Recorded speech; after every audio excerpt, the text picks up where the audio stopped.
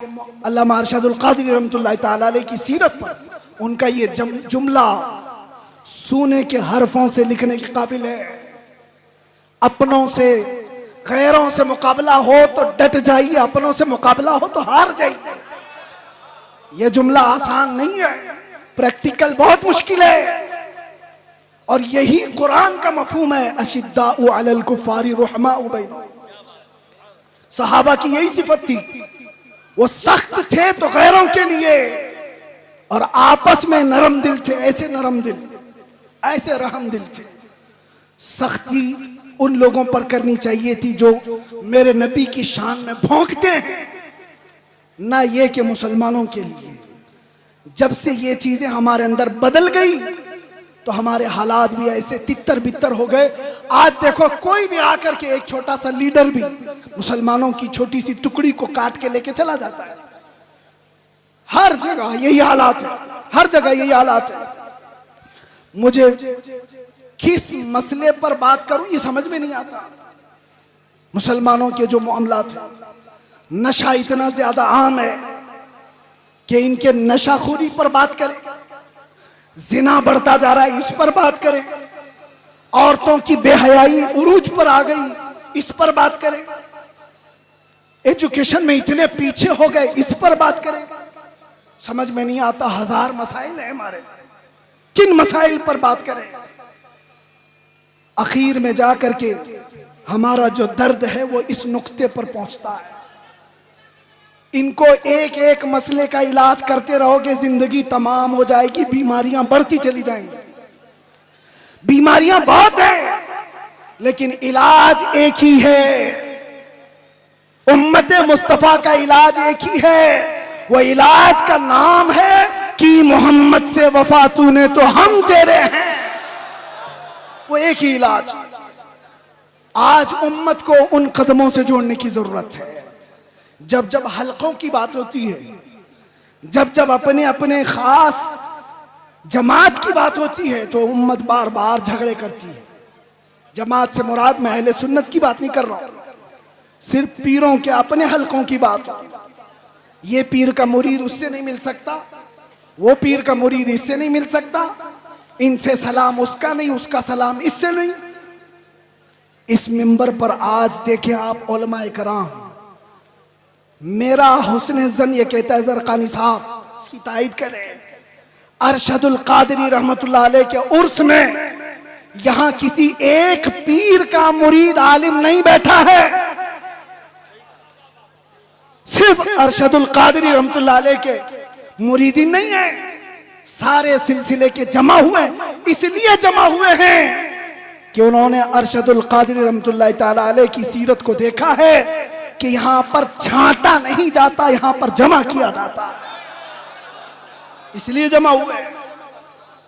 बाकी तो डर लगता है। इनके भी स्टेज खास हैं, सबके हमें पता है, मैं खुलकर बोल रहा हूं। सब खतीबों के, सब शायरों के स्टेज खास है। इस स्टेज वाला उस स्टेज पे नहीं जाएगा। है सुन्नी, उनके बटे हुए हैं। लेकिन मेरे अजीजों, अल्लामा अरशदुल क़ादिरी रहमतुल्लाह तआला अलैह के जमाने में भी और उनकी हयात के बाद भी आज ये मिंबर गोना गो खुसूसियात के साथ जो जमा है, काश उम्मत के तमाम सुन्नी उलमा का इत्तिहाद और क़ियादत जिंदा हो जाए। मेरा विजदान कहता है पूरा हिंदुस्तान तो छोड़ो, जमशेदपुर के सुन्नी इकट्ठा हो जाए, हिंदुस्तान को हिलाने के लिए काफी हो जाए। जिंदाबाद जिंदाबाद क्या समझते हो? जिंदाबाद, नारे तकबीर, नारे रिसालत, उर्से हुजूर कायदे अहले सुन्नत हजरत अल्लामा मुफ्ती सलमान अज़हरी साहब क़िबला, नारे तकबीर, नारे रिसालत। मैंने सुना था मिंबर पर, हो सकता है कि बहुत ज्यादा भीड़ भाड़ की वजह से नज़्म नस्क़ खराब हुआ हो। ज़रक़ानी साहब यहाँ पर बहुत सारे उसूल रखते हैं, उन उसूलों में ये भी मैं अर्ज किए देता हूं कि जिसका उर्स हो रहा है उसी का नारा लगाए, या जो खड़ा है उसका नारा ना लगाए। होना ये चाहिए, हमारे मरने के बाद फिर लगाए। यहीं से तो शख्सियत परस्तियां शुरू हो रही। मुझे कम लक़ब दिया मुझे छोटे नाम से बुलाया, पोस्टर में मेरा नाम वहां चिपकाया है। इन्हीं मामलात में तो है। मैं कितने लोगों को जानता हूं छोटे नाम की वजह से और पोस्टर में इधर उधर हो जाने की वजह से उनकी बरहमी आसमान पर है, और कोई सालों से जेल में सड़ रहा है, एक बार माथे पे शिकन नहीं आई। दर्द अगर तुम्हारी अपनी इज्जतों का है तो तुम्हारी इज्जतें नीलाम हो जाएंगी, और दर्द अगर उम्मत का है हर दिन तुम्हारी इज्जत बढ़ाई जाएगी, हर दिन इज्जत बढ़ाई जाएगी। इसीलिए मेरे अजीजों, आज बात करते हैं नामों से रिसालत के उस अहम मसले पर। अल्लामा अरशदुल क़ादिरी रहमतुल्लाह तआला अलैह की जिंदगी उसके लिए शाहिद अदल है। आपके मुतालिक सबको मालूम होगा, सबको मालूम है अल्लामा अरशदुल क़ादिरी बहुत बड़े मुनाजिर थे।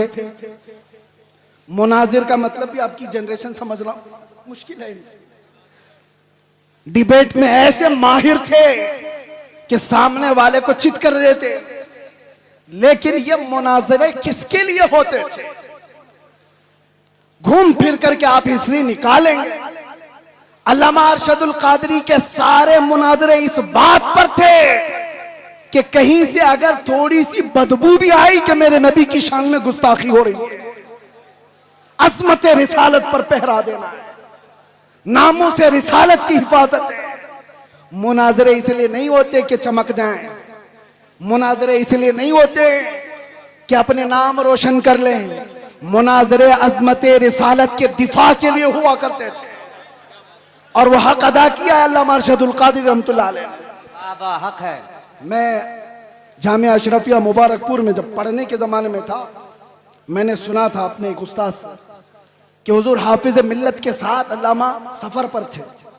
अल्लामा अरशदुल क़ादिरी एक छोटी सी किताब हुजूर हाफिज मिल्लत लेकर चल रहे थे, और लखनऊ का शायद सफ़र था, और रास्ते में अल्लामा अरशदुल क़ादिरी रहमतुल्लाह अलैह उसको पढ़ते रहे, उसके बाद रखे। बाद में पहुंचने के बाद जिस साहब के घर पर मेहमान थे, हुजूर हाफिज मिल्लत भी वहां गए। पूछा कि मौलाना अरशदुल क़ादिरी किताब कहाँ है, वो जो साथ लेकर चले थे? कहा हुजूर मैं तो लेना भूल गया, छूट गई, ट्रेन चली गई। हुजूर हाफिज मिल्लत को वो किताब की ज्यादा जरूरत थी, बहुत शदीद जरूरत थी। आप नाराज हो गए, कहा इतनी भी किताब का आप ख्याल नहीं कर पाए, साथ में सफर। कहा कि हुजूर थोड़ा सा वक्त दे दें, थोड़ा सा वक्त दे दें, किताब के मुतालिक कुछ ना कुछ करूं। फरमाया कि जो किताब उन्होंने ट्रेन में बैठकर मुताला किया था, पूरी किताब लिख करके हुजूर हाफिज मिल्लत को दे दी।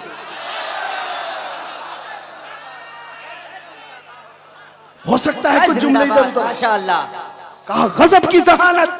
अब यहां रुक करके भी मैं एक बात बताता हूं, कचरे लोगों के दिमाग इतने नहीं चलते। इश्क रसूल हो तो जहानत आसमान पर होती है। आला हजरत की जहानत को कोई पहुंच पाएगा? आला हजरत का दिमाग जो चलता था, 100 साल पहले लिखी हुई किताबें आज के लोग ऐनक लगा लगा कर नहीं पढ़ पाते। आला हजरत की जहानत किस बुनियाद पर थी? आला हजरत का भी दिमाग जो अर्शे औला तक पहुंचा था, वो इश्क रसूल की बुनियाद। जहां इश्क रसूल होगा वहां जहानत भी होगी, और जहां इश्क रसूल निकल जाता है तो फिर उसकी जहानत भी गटर में चली जाती है। वो कब क्या करता है पता नहीं चलता। अल्लामा अरशदुल क़ादिरी रहमतुल्लाह तआला अलैह को अल्लाह ताला ने गजब की जहानत दी थी, हाफिजा मजबूत था। और जितने मुहद्दिसीन की आप तारीख पढ़ेंगे, उनका हाफिजा अगर मजबूत था तो इश्क रसूल की बुनियाद, इश्क रसूल की बुनियाद। इसलिए ऐ नौजवानों, आज कुछ हासिल करना है तो कुछ मुसीबतें तो हैं हमारे पास। मिसाल के तौर पर मैं बताऊं, कुछ भी कहने जाएं तो नौजवान कहते हैं हमसे हमारे उलमा सपोर्ट नहीं करते, हमारे उलमा सपोर्ट नहीं करते, हमारे अंदर जोश है, जज्बा है, उलमा चुप बिठा देते हैं। हम पढ़ना चाहते हैं, कारी साहब हमारा साथ नहीं देते, बहुत सारे मसाइल। लेकिन तुम क्या ये उज्र भी कयामत के दिन पेश कर सकते हो? मुझे बताओ, क्या तुम्हें अपने घर में तन्हा बैठ करके भी अपने नबी से कसरत से मोहब्बत करने के लिए भी कोई रोकता था? आज के इस दौर में कोई रोकता है तुम्हें? कयामत के दिन क्या उज्र पेश करोगे? छोड़ो इनके मामलात, उलमा नहीं सपोर्ट करते, कायदीन नहीं आते, ये तो अवाम की बातें तो छोड़े, सोशल मीडिया पर जो नौजवान उलमा की तहरीरें भरमार पड़ी रहती है, वो पता नहीं किसको किसको कोस रहे होते हैं। कई मर्तबा मेरे पास आई तहरीरें, कहा कि हजरत वो लोग खामोश हैं, ये लोग खामोश हैं, कुछ नहीं बोलते, सब खानकाएं। मैं उनसे यही कहता हूं, उनकी तरफ देखने की ड्यूटी आपको लगाई किसने? वो खामोश हैं तो अल्लाह ने आपको मौका दिया, आप मैदान में आओ, आप बड़े बन जाओ। मैदान बड़ों ने आपको खाली करके दिया, आप बड़े बन जाओ। हम जैसे छोटों को पूछता कौन था? हमारी हैसियत क्या है? हमसे हमारे बाप के बराबर भी बड़े बड़े उलमा हैं, अभी भी मौजूद हैं, उनसे भी बड़े मौजूद हैं। मेरे अजीजों, एक दर्द लेकर के मैदान में क्या उतरा? मैंने एक बार ही मुस्तफ़ा करीम सल्लल्लाहु अलैहि वसल्लम की नामूस के मुतालिक अपने जज्बात का इजहार किया था और फिर उसका असर देखा। 50 लोगों में बैठकर की हुई बात थी, रब्बे जुल जलाल ने पूरी दुनिया के चप्पे चप्पे में पहुंचाया। आज हमें हर एक की नजर के सामने बिठाया।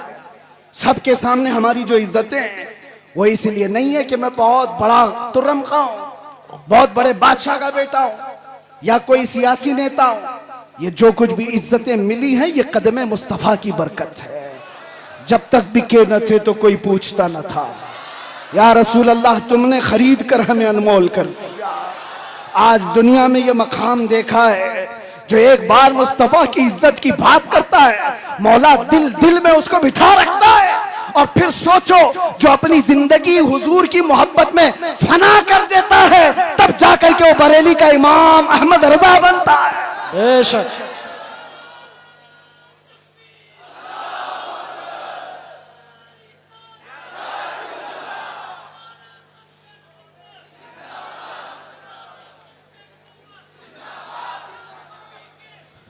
मैं दो चंद बातें बस आपकी सीरत से अख्ज करके, वैसे जो सुनाना था घर वाले ज्यादा बेहतर जानते हैं घर की बात।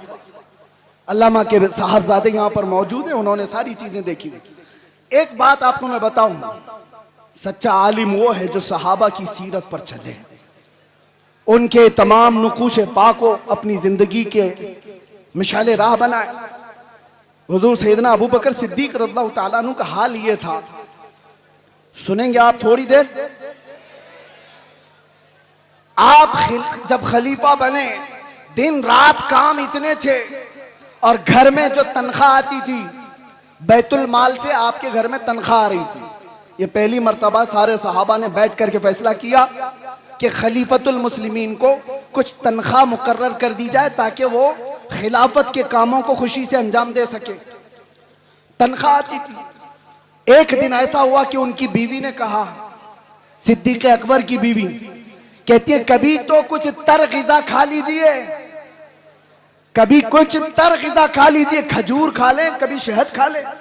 हजरत अबू बकर सिद्दीक फरमाते हैं, मेरी बेगम इतने पैसे हैं कहां मेरे पास कि मैं शहद खरीदूं, मैं घी खरीद करके लाऊं।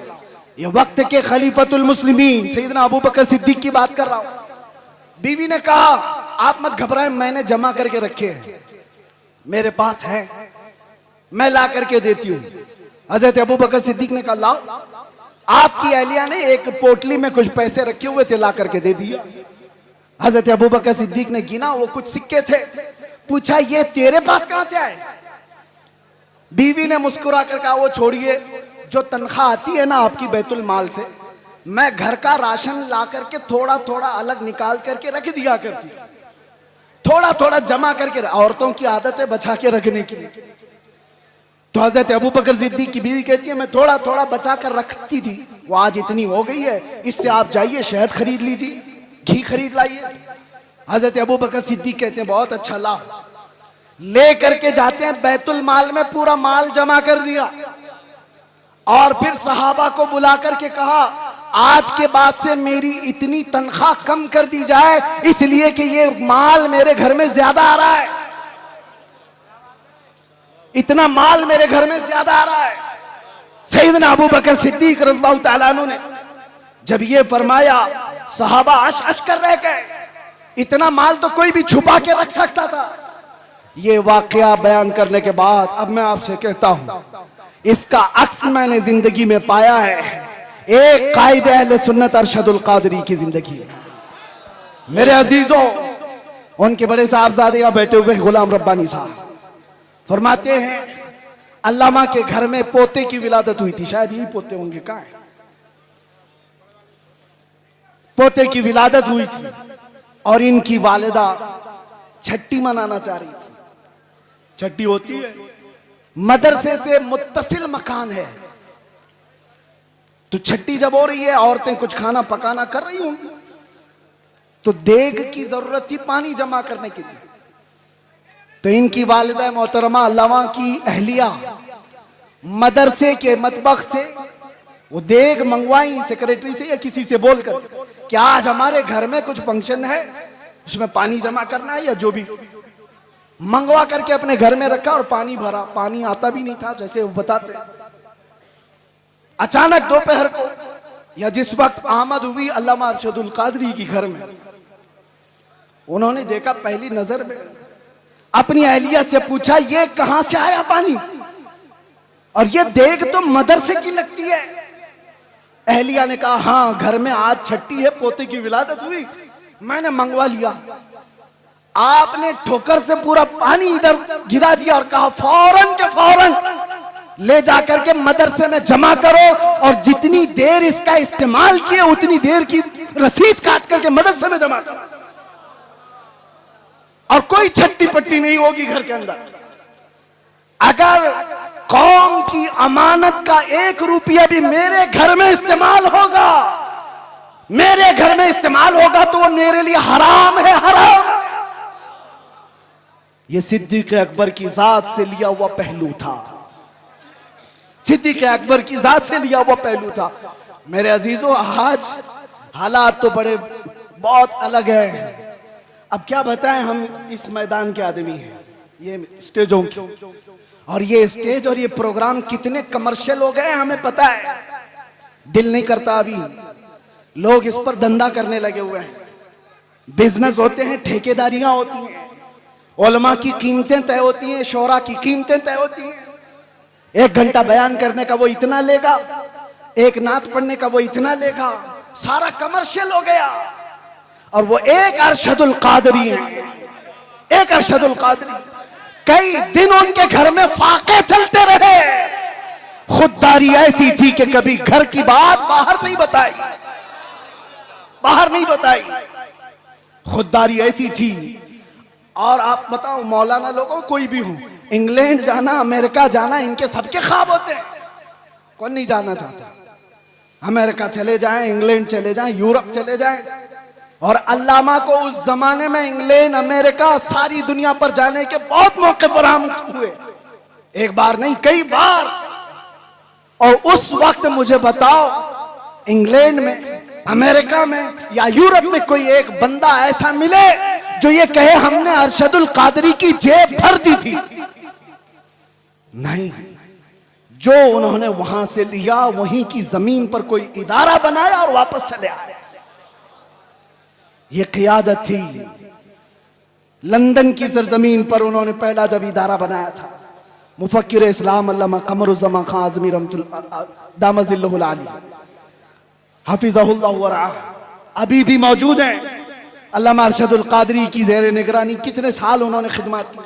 वो खुद बयान फरमाते कि वहां पर मस्जिद की जरूरत थी, एक चर्च बिक रहा था, तो चर्च के मुंतजिमीन उनके पास चले गए अल्लामा कि हमें बेच दीजिए। कोई हिम्मत करता है, और वहां के हालात अलग है। चर्च वालों से उस वक्त के 50,000 पाउंड में वो खरीदो फरोख्त होनी तय पाई। आपने बड़ी मसलहत के साथ उससे बातचीत करके 40,000 पे राजी किया। चर्च खरीदने की बात की कि मस्जिद बनेगी ये। और उस वक्त जानते हो, सबसे हैरत की बात मैं ये कह रहा हूं, उलमा हौसला रखो, हौसला। अल्लामा उनके आसपास, वो नई जगह है, उनके लिए नया इलाका है, लोगों को मुंतखब किया और कहा ये खरीदना है। और जो टोकन देना होता है शुरू में, आप क्या कहते हैं उसको, एडवांस, एडवांस देने के लिए उस वक्त अल्लामा साहब के पास जो पैसे थे वो सिर्फ 500 पाउंड थे और 40,000 पाउंड की खरीदारी करके आए। किसके भरोसे? उस अरशदुल कादरी का तवक्कुल भी वैसा ही था जैसा गरीब नवाज हिंदुस्तान आते वक्त तवक्कुल लेकर के आए। कदम रखना हमारा काम है, मैदान बनाना मेरे मौला की शान। कदम रखा और आज एक नहीं, दो नहीं, दसियों मसाजिद और इदारे इंग्लैंड की सरजमीन पर कायम है। वर्ल्ड इस्लामिक मिशन जो अल्लामा अरशदुल कादरी की बनाई हुई तंजीम थी, जो पूरी दुनिया में, अरे हम अजहर में तक देखा, हमने देखा जामे अजहर तक वो चले गए। सद्दाम यूनिवर्सिटी जब बन रही थी उसमें भी आपका बड़ा किरदार है। बगदाद गए, तेहरान गए, कितने ममालिक के सफर किए। और जब उनको अपने भोले भाले जवानों का दर्द सताता था कि ये तबलीगी जमात के चक्कर में पड़ जाएंगे, तो दावत इस्लामी का क़याम भी आपकी ईमा पर हुआ था। अल्लामा अरशदुल कादरी रहमतुल्लाह तआला अलैह का। और एक बात ये भी मैं बताता हूँ, वो तहरीक खूब फल रही है, फूल रही है और फले फूले, लेकिन किसी तंजीम और तहरीक के फलने फूलने में उसके बानी के इखलास की बहुत ज्यादा जरूरत होती है। और वो इखलास अरशदुल कादरी का हर जगह पर नजर आता है। हाफिज मिल्लत का इदारा यूं ही कायम नहीं है। सीमेंट और गारे की इमारतें बनाना बहुत आसान है, अशरफिया बनाना आसान नहीं है। क्यों? सिर्फ इमारतें बनाने का नाम आप मत समझ लें इदारे हैं। उसकी एक मिसाल मैं आपको बताऊं, काबा कितना है, कितने बाय कितना है, आप जाके नाप के देख लो। आज हिंदुस्तान में हो, कोई भी हो, एक छोटा सा मिडिल क्लास का आदमी भी अपने खर्चे से, जितने में उसका घर नहीं बनता उससे कम खर्चे में काबा बना सकता है। 4 कोने बनाने, ना कोई डिजाइन करना है, ना खिड़कियां, ना अंदर डेकोरेशन, बन तो जाएगा। इतने सदियों से कोई काबा क्यों नहीं बनाता? क्यों नहीं बनाता? आप समझो काबा सिर्फ ये 4 दीवारी और 4 कोने का नाम नहीं है। तुम बना तो लोगे, करोड़ों दिलों को खींचने की कशिश कहां से लाओ? ये कहां से आती है? ये इमारतों के बनाने में नहीं आती, वो मुखलिसीन की बरकत हुआ करती है। जामिया अशरफिया मुबारकपुर आज भी फल फूल रहा है और एक दो नहीं, हजारों उलमा वहां से निकले। उसकी हर ईंट में पसीना नहीं, हाफिज मिल्लत का खुलूस लगा हुआ है। इसी तरह जिन तहरीकों पर अल्लामा अरशदुल कादरी रहमतुल्लाह तआला अलैह की दुआएं रही, वो फल रही है, फूल रही है। इखलास जिसके अंदर लगा रहेगा उसमें बरकत भी ज्यादा रहेगी, तादेर व कायम रहेगा। ये चंद बातें थी। अब एक और बात उलमा के सिलसिले में। अल्लामा रहमतुल्लाह तआला अलैह, उनके इस्लाह का तरीका देखा। उनको भी अपने जमाने में कुछ लोगों से शिकायतें थी, तो उन्होंने स्टेज पर आकर के गाली गलौज करके इस्लाह नहीं की। उनको भी बहुत सारे लोगों से कई मसले हुए, लेकिन उनके खुतूत गवाह हैं कि उन्होंने दूसरे उलमा की इस्लाह कैसे की। उनके लिखे हुए खत आज भी गवाह हैं। जब उनको किसी की इस्लाह करनी होती तो क्या लबो लहजा इस्तेमाल करते थे। ये उम्मत का दर्द रखने वाला कह सकता है, उम्मत का दर्द रखने वाला। एक वाकया इस पर शाहिद अदल है। बकी बिन मुखल्लद एक बड़े मुहद्दिस हैं, अंदलुस के रहने वाले। इन्होंने तकरीबन 1300 सहाबा की हदीसें किताब में जमा की थी। मुस्नद बकी बिन मुखल्लद वो जाया हो गई। बकी बिन मुखल्लद का मैं एक बार आपको तज़किरा सुना देता हूं, ताकि अब ये उलमा के लिए मसला है। इस जिम्मेदार स्टेज से मुझे एक पैगाम देना था। बकी बिन मुखल्लद को एक शौक था जिंदगी में, वो इमाम अहमद बिन हम्बल से मुलाकात का, उनसे हदीस सुनने का। तो अंदलुस से, स्पेन से चल करके निकले, पैदल चलते थे आप सफर में। तकरीबन 1.5 साल के बाद आप बगदाद पहुंचे। 1.5 साल सफर करके आए। कितने हजार किलोमीटर का सफर है अंदलुस से बगदाद। बगदाद आने के बाद पता चला कि इमाम अहमद बिन हम्बल को हुकूमत की पाबंदियां हैं, पुलिस का घेरा है, उनको बयान करने पर पाबंदी है। कभी ये वाकया पढ़ते हैं तो हमें पूरे हालात नजर आने लगते हैं। पाबंदी लगाई गई इमाम अहमद बिन हम्बल पर। बहुत बड़े मुहद्दिस इमाम अहमद बिन हम्बल कौन है? जिनको 5 लाख हदीसें रसूलुल्लाह की याद थी। वो इमाम अहमद बिन हंबल की बात कर रहा हूं। हुकूमत सख्त थी, आप पर पाबंदी थी, लेकिन बकी बिन मुखल्लद जिस वक्त आए बगदाद में, वो पूछते रहे इमाम अहमद बिन हंबल कहाँ रहते हैं। सब लोग डरने लग गए, उनका नाम लेने से ही डरने लगे। अरे किसका नाम ले लिया? हमारे ऊपर 19 केस लगाए हुए हैं, हमारा नाम कोई ले ले तो सामने वाला भी सोचता अरे इनका नाम क्यों ले लिया। एक तजुर्बे की बात बता रहा हूं, जिसके ऊपर हुकूमत की सख्तियां होती हैं वैसी कौम उसको दूर करने लगती है। उसके साथ ना बैठो, मेरे ऊपर भी केस हो जाएगा। बकी बिन मुखल्लद पूछते रहे, कोई बता नहीं रहा था। कुछ लोगों ने कहा, उन्होंने पूछा क्या कोई और मुहद्दिस है यहां पर जो हदीसें सुनाते हैं? कहा हाँ है ना। कहा कौन है? यहया बिन मुईन, वो भी पाए के मुहद्दिस थे। कहा बकी बिन मुखल्लद मैं जाता हूं, उनसे हदीस सुनता हूं। वो एक मस्जिद में बैठे हदीसें सुना रहे थे। कौन? यहया बिन मुईन।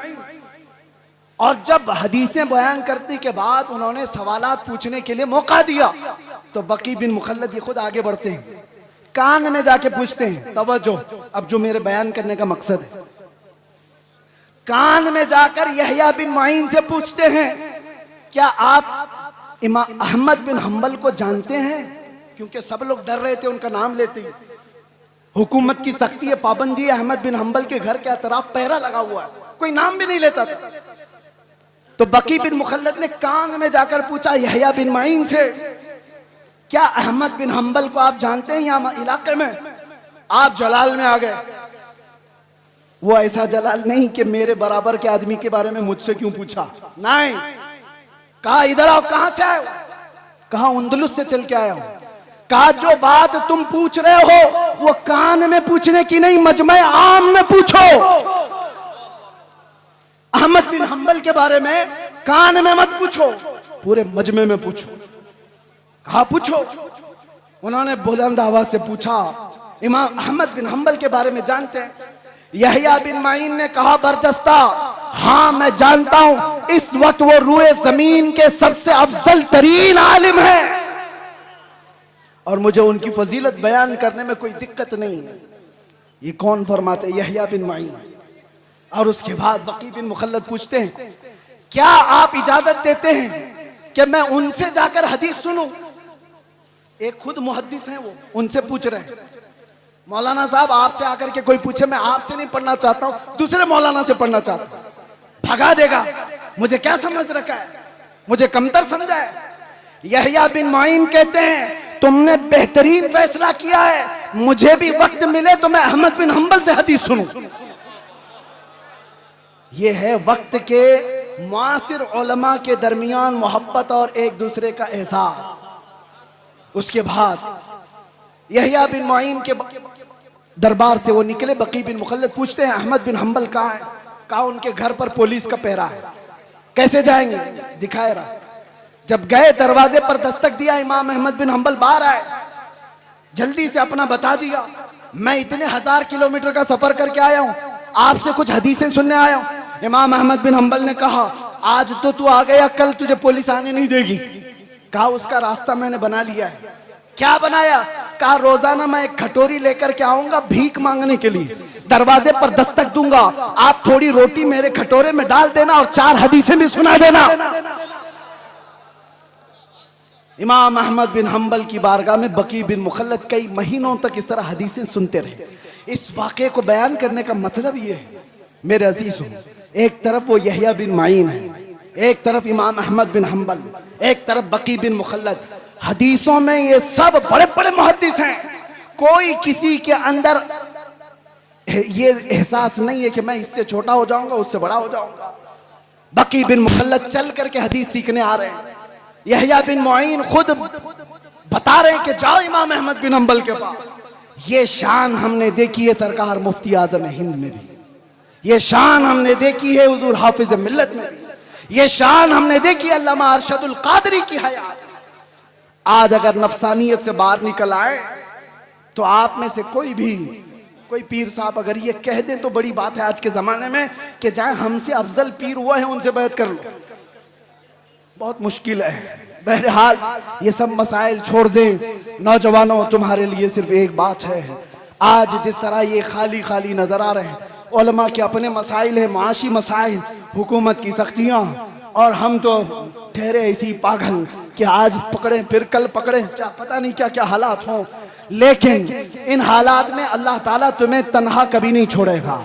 ये उम्मत मुस्तफ़ा को सुबह क़यामत तक रहना है, सुबह क़यामत तक ये आबाद रहेगी।